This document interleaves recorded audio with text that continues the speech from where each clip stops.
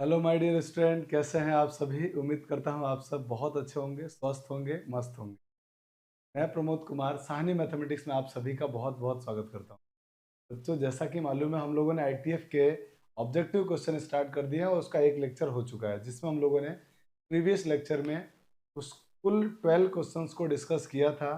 और आज की क्लास में हम लोग इसके 12 से आगे के प्रॉब्लम को डिस्कस करेंगे, जिनमें कुछ क्वेश्चन हम लोग एग्जाम्स, जो एंट्रेंस एग्जाम है डिफरेंट डिफरेंट स्टेट्स बोर्ड्स के या सीबीएसई के हैं या जेई के हैं या एआई ट्रिपल ई के हैं, उन क्वेश्चंस को लेंगे और उनको भी सॉल्व करेंगे और हम अपने स्किल्स को और डेवलप करेंगे। चलिए, तो आइए स्टार्ट करते हैं एक बेहतर क्वेश्चन के साथ। और क्वेश्चन लिखा हुआ है the value of sine cot inverse x, इसकी वैल्यू पूछा है। तो जैसे ही आप इसको देखते हैं ना, आईटीएफ में टीएफ में आईटीएफ, टीएफ में आईटीएफ देखते तुरंत मन करता है सर आईटीएफ को थीटा मान लो, आईटीएफ को थीटा। तो जैसे ही मैंने लिखा यहाँ पे cot inverse x is equal to theta, तो आपके पास तुरंत ये जो क्वेश्चन है ना वो कन्वर्ट हो गया साइन थीटा में। इट मीन अब आप बोलोगे कि सर मुझे साइन थीटा की वैल्यू चाहिए, और अगर कॉट इनवर्स तो मैं इससे क्या करूंगा, इससे साइन थीटा की वैल्यू ला दूंगा, वही मेरा आंसर हो जाएगा। तो cot inverse x is equal to theta है, तो अब दोनों साइड कॉट ले रहा हूँ मैं, दोनों साइड कॉट लूंगा तो ये एक्स इज इक्वल टू क्या बन जाएगा, कॉट थीटा। अब मैं इससे इसके राइट एंगल ट्रायंगल यूज करके साइन थीटा की वैल्यू फाइंड आउट। तो राइट एंगल ट्रायंगल में कॉट क्या होता है, तो आप बोलोगे कॉट होता है सर बेस अपॉन परपेंडिकुलर। तो बेस हो गया का एक्स और परपेंडिकुलर हो गया 1। तो इसका जो हाइपोटेन्यूस होगा वो हो जाएगा 1 + x²। अगर ये बन गया तो साइन थीटा की वैल्यू क्या होगी, तो लोग साइन थीटा होता है perpendicular upon hypotenuse, it means 1/√1 + x²। ये आ चुका है। अब देखते हैं ऑप्शन में आंसर। तो पहला ऑप्शन तो होगा ही नहीं, दूसरा ऑप्शन -3/2 नहीं होगा, तीसरा ऑप्शन 1/2 आ रहा है, नहीं होगा। चौथा ऑप्शन जो -1/2 आ रहा है वो होगा, क्योंकि माइनस को अगर अपन हटाएंगे तो नीचे आके क्या बन जाएगा, प्लस। और पावर 1/2 का मतलब होता है रूट होना। इसलिए ऑप्शन, हमारा आंसर कौन सा हो गया, ऑप्शन नंबर डी। देखिए बहुत आराम से इस क्वेश्चन सॉल्व कर लिया। इसका अल्टरनेट मेथड भी है।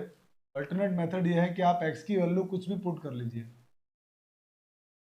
कुछ भी एक्स की वैल्यू पुट करने का मतलब, मैं तो एकदम सिंपल जो मुझे लगेगा, जिसकी वैल्यू फाइंड आउट करना सिंपल होगा, मैं वो एज्यूम करूंगा। तो मैं एक्स की वैल्यू क्या पुट कर लेता हूँ, 1, क्योंकि मुझे कॉट की वैल्यू, कॉट इनवर्स 1 की वैल्यू मुझे पता है।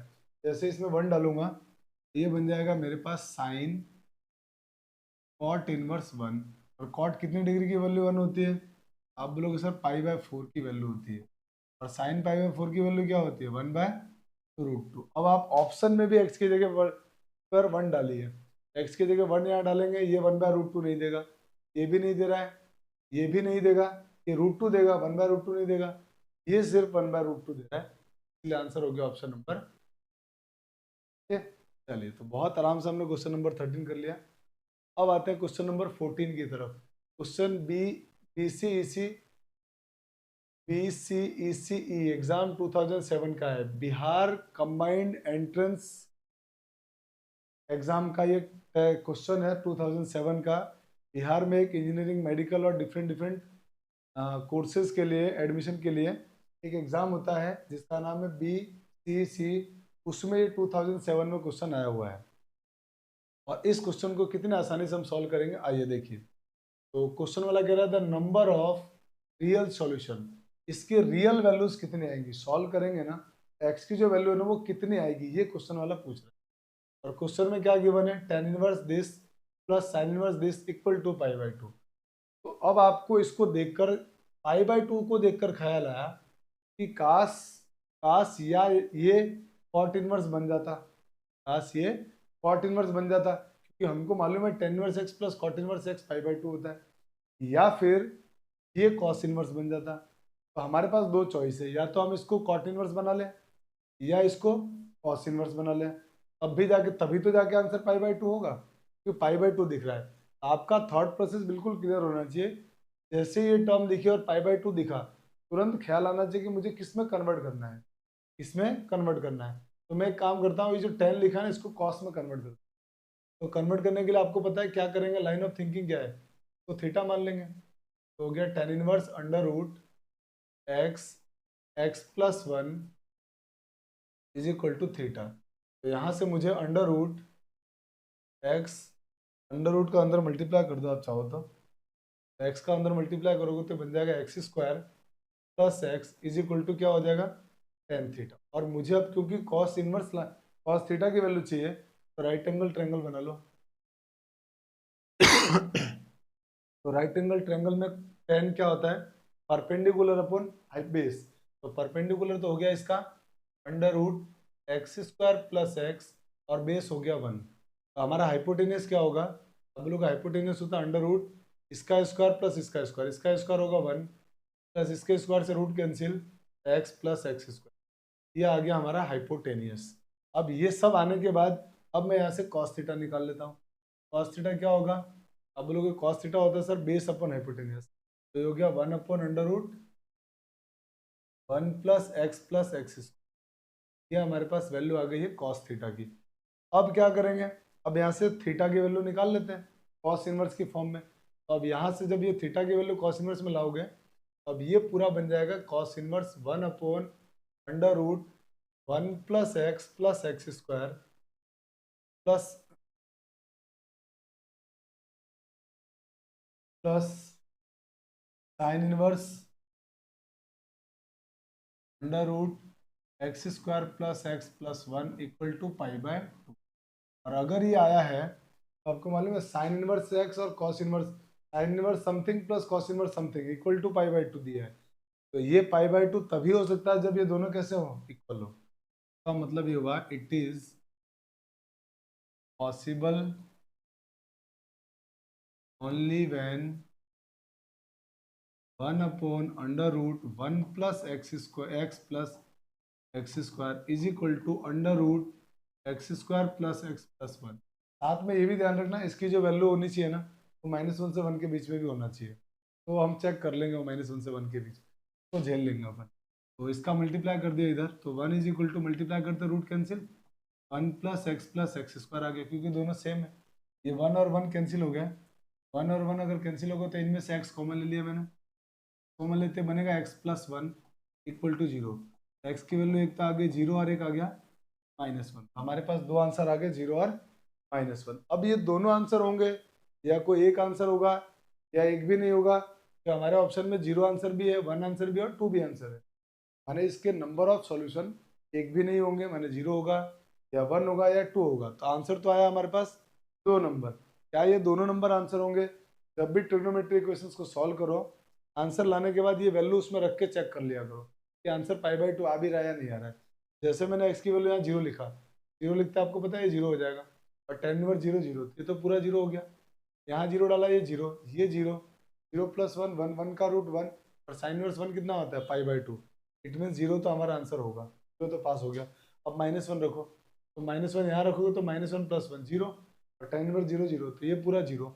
यहाँ पुट करोगे माइनस वन का स्क्वायर वन, और ये minus one plus one minus one zero, क्या बचा वन, और साइन इनवर्स वन की वैल्यू पाई बाय टू। तो दोनों आंसर सही, दोनों इसको सेटिस्फाई कर रहे हैं, और दोनों अगर इसको सेटिस्फाई कर रहे हैं इसलिए हमारा आंसर होगा power of real solution is equal to to.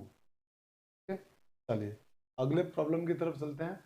Next problem हमारे पास लिखा हुआ है the value of cot cosec inverse this plus tan inverse this, इसकी वैल्यू क्या होगी पूछा है। तो अब आपको मालूम है जब भी हमारे पास सम या डिफरेंस की बात आती है ना, तो हम को किस में बदल लेते हैं, टेन में, ताकि हम प्रॉब्लम से बच जाए, वरना बहुत सारी प्रॉपर्टी केस बनाने पड़ जाते हैं हमको।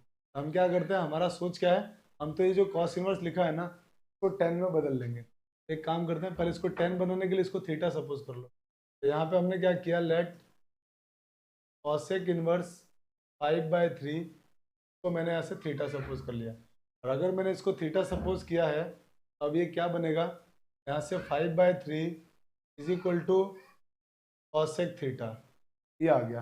और ये आया तो मैं यहाँ से अब टेन निकालूंगा, तो यहाँ से टेन टेन, अब कॉसेक थीटा क्या होता है, कॉसेक थीटा होता है हमारे पास साइन का रेसिप्रोकल। तो साइन होता है perpendicular upon hypotenuse, perpendicular upon hypotenuse. तो कॉसेक क्या होगा, हाइपोटेनियस अपॉन परपेंडिकुलर।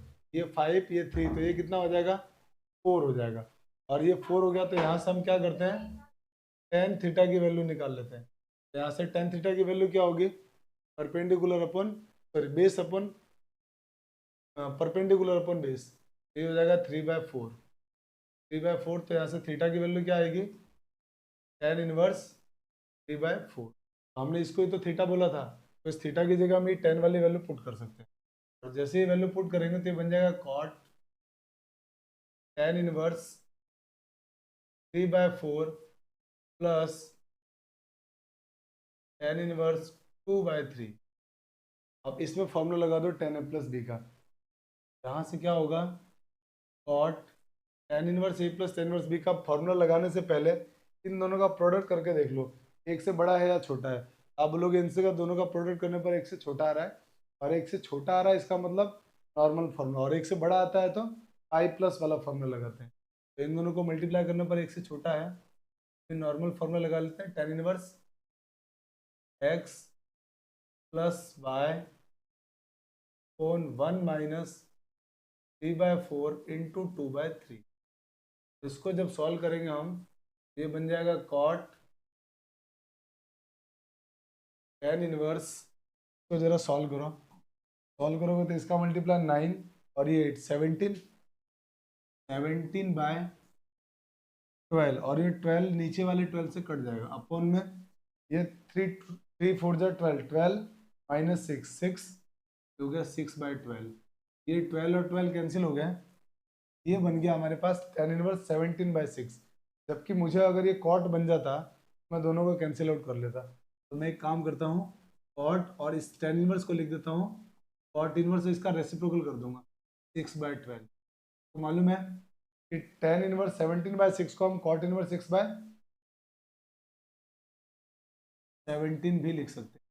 हमारा आंसर ये दोनों कैंसिल होने के बाद क्या आएगा फाइनल, तो फाइनल आंसर आ जाएगा हमारा 6/17। 6/17 हमारा आंसर है, option number A. I hope कि आपको ये समझ में आया होगा। स्क्रीनशॉट ले लीजिए आप इसका फटाफट से। फिर चलते हैं अगले प्रॉब्लम की तरफ। और अगला प्रॉब्लम हमारे पास है, ये भी AIEEE 2007 का क्वेश्चन है, जिसमें क्वेश्चन वाला आपसे कह रहा है कि ये और ये इन दोनों का सम कितना है, π/2। तो क्वेश्चन वाला कह रहा है देन वैल्यू ऑफ एक्स, तो आपको साइन प्लस समथिंग का सम π/2 दिया हुआ है। तो इस π/2 को देखते तुरंत ख्याल आया कि सर इसको कॉस में कन्वर्ट कर लो। आप कॉस में कन्वर्ट करते ही हमारा आंसर आ जाएगा, या फिर आप इसको सेक बना लो। तो हम तो कॉस बना लेते हैं, ज़्यादा आसान है, तो कॉस बना लेते हैं इसको। आओ कॉस बनाने के लिए क्या करेंगे, ये हमारे लिए थीटा बन जाएगा।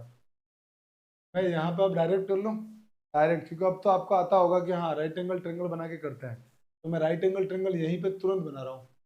राइट एंगल ट्रेंगल बनाएंगे तो कॉसेक क्या होता है, आप बोलोगे सर कॉसेक होता है आपका हाइपोटेनियस अपॉन परपेंडिकुलर। तो ये कितना आ गया 3, और मुझे किस में बदलना है इसको, तो अब आप बोलोगे कि सर आपको बदलना है इसको x/5 प्लस कॉस इनवर्स लाना है। तो कॉस इनवर्स क्या होता है, आप बोलोगे कॉस इनवर्स होता है बेस अपॉन हाइपोटेनियस। बेस कितना 3, हाइपोटेनियस 5, ये हो गया 3/5। और इक्वल टू में क्या दिया हुआ है, तो इक्वल टू में दिया हुआ है, मैं इसको थोड़ा सा इधर डायग्राम को हटा देता हूँ, डायग्राम इधर बना लेते हैं। 5 4 3, ये कितना दिया हुआ है π/2। तो हम डायरेक्ट भी बदल सकते हैं ना, सीधे यहाँ से जो वैल्यू आ रही है ना इसको पुट करके बेस निकाल लो, बेस निकालने के बाद कॉस में बदल लो डायरेक्ट। बेटा बेटा बार बार लिखने की जरूरत नहीं है, ऑब्जेक्टिव क्वेश्चन डिस्क्रिप्टिव क्वेश्चन में लिखना है आपको। आप देख रहे हैं आप, ये sine inverse something plus cos inverse something equal to π/2 है। तो दोनों कब हो सकता है पॉसिबल, जब ये दोनों वैल्यू क्या आ जाए सेम। ये दोनों अगर सेम आ जाएगा तो x/5 इज इक्वल टू 3/5। यहाँ से x की वैल्यू क्या आ जाएगी, और आंसर क्या हो गया x इज, बहुत आराम से बहुत जल्दी से बना दिया हमने। ठीक है, चलिए आगे चलते हैं नेक्स्ट अगले प्रॉब्लम की तरफ। ये PMPET नहीं है, यहाँ गड़बड़ है, ये MPPET का होगा, Madhya Pradesh pre engineering test 2008 का क्वेश्चन है। और आपको क्वेश्चन वाले ने बोला इसकी वैल्यू फाइंड आउट करनी। अपन एक काम करते हैं, ये जो tan इनवर्स x/7 3 है ना, तो इधर ट्रांसफर कर दो। और इसमें क्या करो आप, tan inverse a plus tan inverse y का formula, inverse x plus tan inverse y का फॉर्मूला लगा देते हैं। तो आप देख पा रहे हैं इन दोनों का प्रोडक्ट एक से छोटा है, प्रोडक्ट एक से छोटा है, तो मतलब आराम से फॉर्मूला लग जाएगा। तो फॉर्मूला लगाते क्या बन जाएगा, tan इनवर्स 1/3 प्लस 3/4 upon 1 minus 1/3 into 4/3 equal to में tan इनवर्स x/। अब आप दोनों साइड से tan इनवर्स हटा दो, दोनों साइड के tan इनवर्स हट गए, एलसीएम लेके सॉल्व किया तो ये हो गया 4 प्लस 9, बाकी जो नीचे 3 इंटू 12 आएगा वो इससे कट जाएगा। गड़बड़ कर दिया मैंने, उल्टा लिख दिया भैया, तो चेंज कर ले। यहाँ पे आपके पास क्या आएगा, 3/4 है ना, 3/4 है।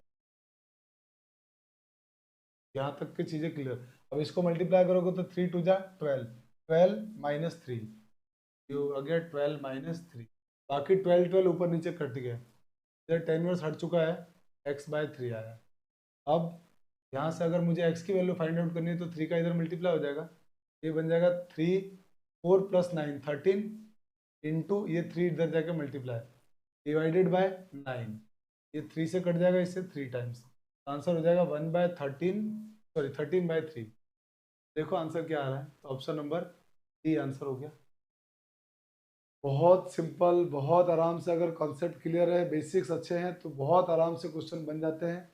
और बेसिक क्लियर करने के लिए आप मेरे डिटेल लेक्चर को जाके प्लेलिस्ट से देख सकते हैं, या फिर आप साइड में इधर आई बटन बना होगा, इस पर क्लिक करके भी आप ITF में जाकर बेसिक कॉन्सेप्ट को सीख सकते हैं, वो बहुत इंपॉर्टेंट है। बेसिक लेक्चर, डिटेल लेक्चर बहुत इंपॉर्टेंट होते हैं। चलिए आइए, क्वेश्चन वाला कह रहा है द वैल्यू ऑफ 10 दिस, इसकी वैल्यू पूछा है। ये भी क्वेश्चन, अरे पीएम नहीं है भाई, MPPET है, ये भी 2008 का क्वेश्चन है। तो अब इसको क्या करते हैं सॉल्व करने के लिए, ये लिख लेते हैं हम लोग 10, पता है कॉस में माइनस बाहर आएगा तो पाई माइनस बन जाएगा, बनेगा pi minus cos, pi minus cos inverse 2/7 minus pi. एक काम करते हैं आगे, 10 ये पाई माइनस पाई/2 कितना होगा, पाई/2 माइनस कॉस इनवर्स 2/7।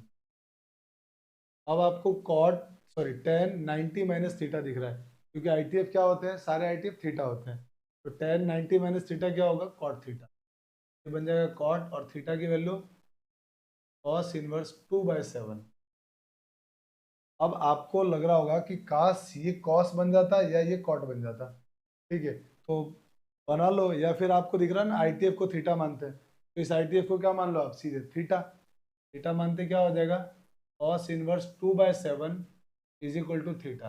आपको अब किसकी वैल्यू फाइंड आउट करनी है, सीधे आप बोलोगे सर मुझे अब सीधे वैल्यू, क्योंकि मैंने इसको थीटा मान लिया तो मुझे कॉट थीटा की वैल्यू लानी है, तो यहाँ से मुझे कॉस थीटा की वैल्यू मिल जाएगी 2/7। अब इससे कॉट थीटा निकाल लेते हैं, तो कॉट थीटा निकालने के लिए वही right angle triangle, right angle triangle में कॉस क्या होगा, आप लोग कॉस होता है बेस अपॉन हाइपोटेनियस, तो ये कितना आएगा, अंडर रूट के स्क्वायर में से इसके स्क्वायर को माइनस, इसका स्क्वायर होगा 49, 49 माइनस 4 45, और 45 को अपन लिख सकते हैं 9 इंटू 5, 9 इंटू 5 मीन्स 3√5, ये लिख सकते हैं अपन। तो हमारा जो आंसर है कॉट थीटा लाना, कॉट थीटा क्या होता है, कॉट थीटा होता है हमारे पास बेस अपॉन परपेंडिकुलर, आंसर होगा 2/3√5, ये कॉट थीटा की वैल्यू, मैंने ये हमारा आंसर हो गया। ऑप्शन में देख लो किस में आ रहा है 2/3, आप बोलोगे सर ऑप्शन नंबर ए। देखो आराम से हम लोग इस क्वेश्चन को भी बहुत जल्दी सॉल्व कर चुके हैं। अब चलते हैं अगले प्रॉब्लम में। अगला प्रॉब्लम है बिट सेट का, 2008 में आया हुआ, और इसमें आपसे पूछा गया है कि इसकी वैल्यू, अगर ये सब इक्वल टू पाई/2 है तो एक्स की वैल्यू क्या होगी।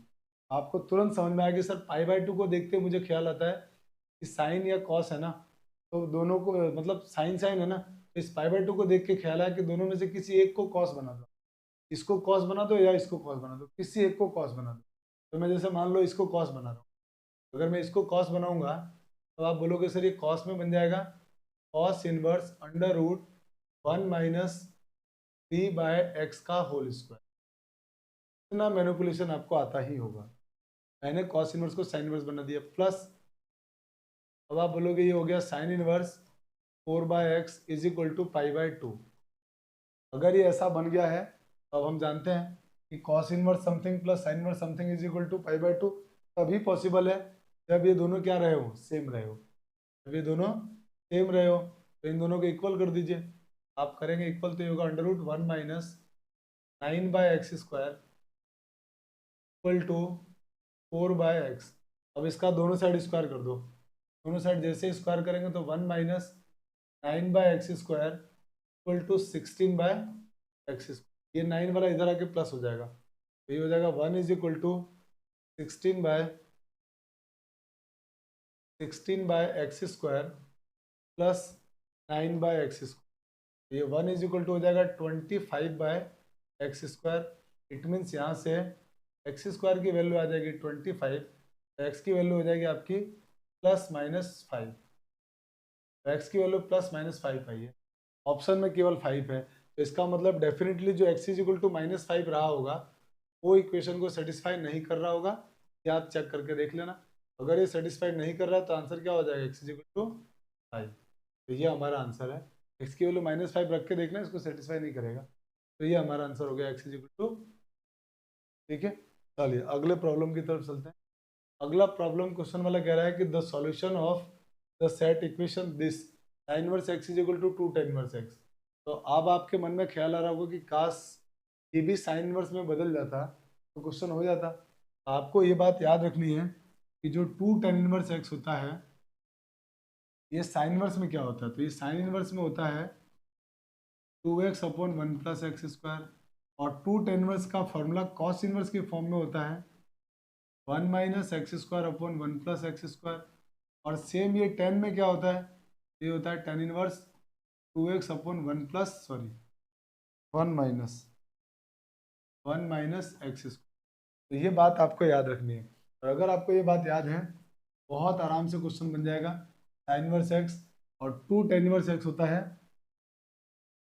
Sine inverse 2x/1 - 1 + x²।